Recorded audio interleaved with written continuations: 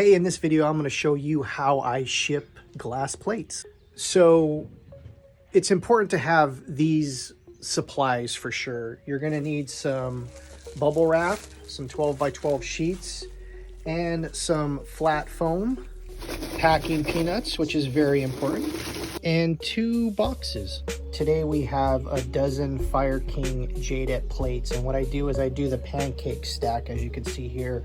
Take the plate, put it down, put the bubble with the bubble side facing up, and then I put the flat foam on top, and then I proceed with that same exact process all the way till I get to where I need to. Some might actually say that this is overkill, but trust me, it's not. You don't want glass on glass action. When you have glass on glass action, that's when things break. If it's ever dropped or hit to the side or something, that's why you want to have this pancake cushion so that there's no glass on glass action. Once I have my full stack, I'll take another piece of bubble wrap and a longer piece, and I'll wrap everything around and then around this way also. So this is what the pancake package looks like. Now to make sure you go tape all the way around, all the way to the sides, all the way around, so you have a nice little bundle like that.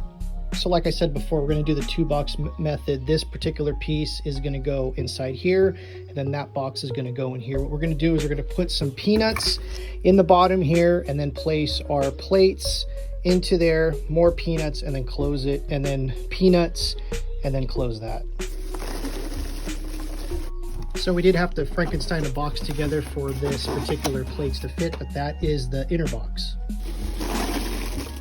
Inner box goes in, then peanuts get filled in on these sides, and we'll close this one up. Some might already say this is way overkill, but I also put some slats on the side. And there you have it, just a little bit more materials and a little bit more effort and a little bit of sweat.